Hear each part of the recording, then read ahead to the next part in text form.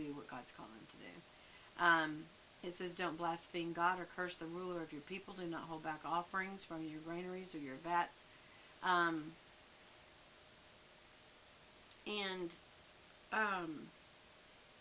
when you see all these things that God is saying, don't hold back this, don't hold back that.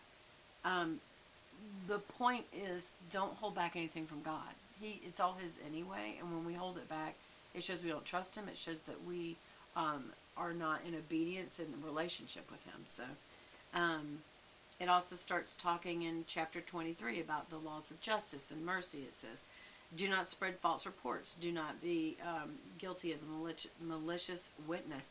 Y'all, it's very important that that we don't give false testimony, that we don't give a malicious witness. But it's just as wrong to even gossip. And even if you didn't start a rumor, you are just as guilty if you further it by repeating it. And I would say also call out that person. Try to do it privately if you can, and say, you really shouldn't be spreading this. And if they say, well, it's true, it's not whether or not it's true, it's that it's gossip. It's talking behind someone's back, and it will cause great harm in friendships. It will cause great hurt feelings. If there's a true issue with the law in that person, then that's a different thing. You need to take it up with the law. But we're talking about just straining relationships with gossip, and God's not okay with that.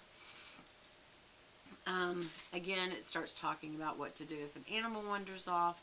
Then it skipped down to verse 12. 6 days, do your work, but on the seventh, do not work. And it's very, very clear that because God set an example for us about resting, that we should rest. You come down to 3 annuals a year. I'm sorry, 3 annual festivals, which is 3 festivals a year. In verse 15, celebrate the festival of unleavened bread. That was to remind them of their escape from Egypt, that there was not enough time to let the bread rise. So that's important to celebrate, to remember.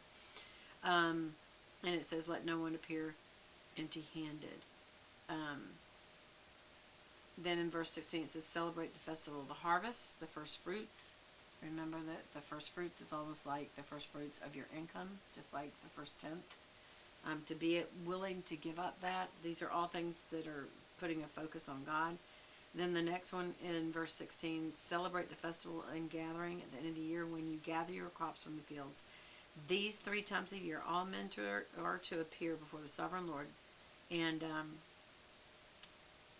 He's very, very clear. He goes on to talk about that these are special times that you stop and you remember how He's delivered you. Y'all, even if you're not Jewish, this would have special meaning to us too, because we should always stop and remember.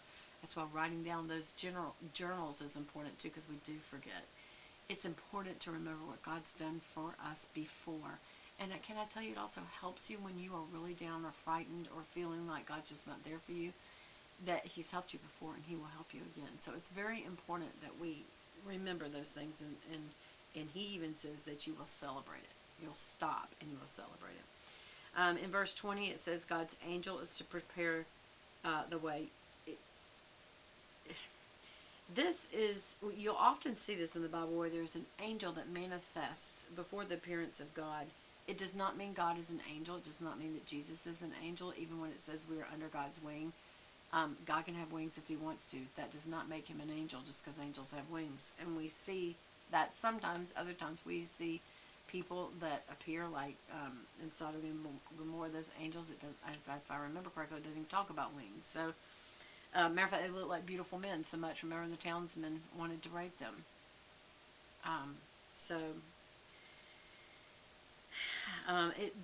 Mankind had gotten to a very vile state. So, Hebrews chapter 1, verse 14, God defines angels, just so you're very clear on what they are. They are divine messengers that God has used. He created angels for His good works and his to serve Him, and the ones that did not leave in the fall, 1/3 of them went with Satan, but that means 2/3 stayed. The majority stayed, and they want to serve God, and God does use angels. We don't want to get so into them that we start looking more at them than we do God. So And matter of fact, they even say, don't look to us, don't bow to us. It's all about God.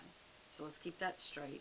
But here you do see that sometimes the angel precedes God. I'm not sure exactly why, except I know in the military, if you have a high-ranking officer, before they walk in, there's like, to some generals, they'll have like, I'm not in the military, so really somebody should speak to this more than me, but I have seen where they have other lower ranking officers walk in before them, and then the general comes. It's like maybe an opening up to almost like an honoring of the general coming in. And I think you see this manifestation of God coming forth, but it's really an angel in front before God is fixing to do something. And you don't rebel against the angel either. He says in verse 21, do not rebel against him. Listen to what he says. He will not forgive your rebellion since my name is in him. You listen carefully to what he says and do all that I say. So he's making it very clear that this angel that he has sent before him, you're to listen to him because it's in his name in God's name that he's coming. And any rebellion against what's being said is not acceptable. And that you need to obey. You need to do exactly what he says because that's God's words. That's God's direction that he's provided through that angel. So then he also says in verse 23 that the same angel will go ahead of you and bring the land of this is important. This is the promised land. The Amorites, the Hittites, the Perizzites, the Canaanites, the Hivites, and the Jebusites. And God says, I'm going to wipe them out. Now some people be like, well, that doesn't sound right. Those people had land, and God's just going to take it away from them. It's God's land. They were not supposed to be there. God says, I'm going to take that land from them, and I'm going to wipe them out, and this is the land that I promised you. It's all mine. It's all God's land, so he can do what he wants with it. He can't do anything wrong, so when we see him do this, there's purpose in it, there's a reason for it, and it's right. Even if we don't totally understand, keep reading. He reminds them not to bow down and worship other gods. He reminds them in verse 25 to worship the Lord your God, and his blessing will be your food and water. He says that he will take away their sickness, that no one will miscarry their babies, and that they're going to get a full lifespan. So he's giving them all kinds of promises and privilege and protection. Then when we keep going down to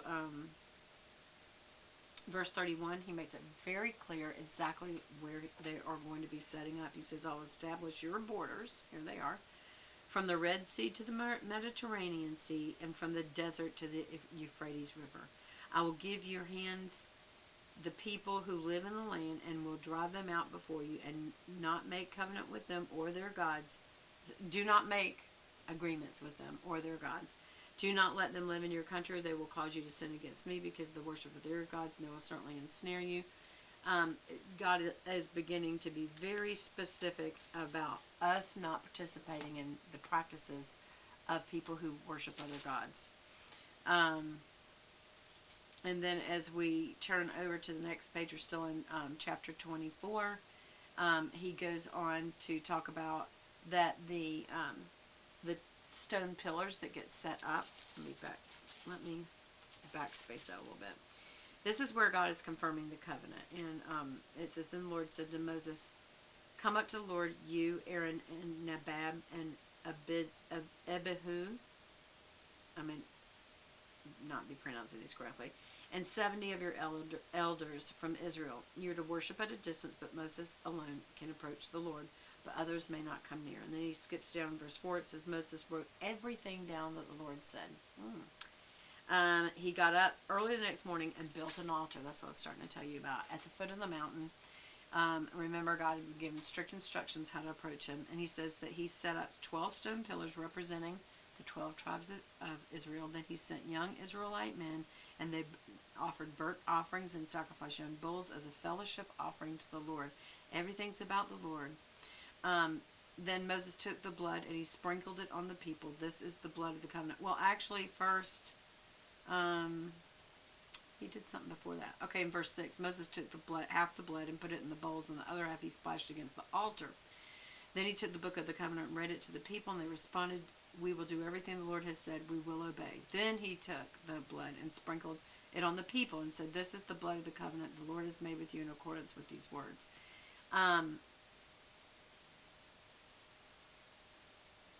So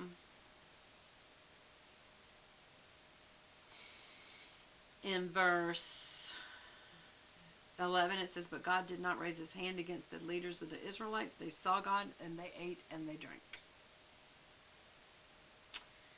And then the Lord said to Moses, come up to me on the mountain, stay here, and I will give you tablets of stone and the law and the commandments I have written on for their instruction. Then Moses sent out for Joshua his aide and went up to the side of the mountain.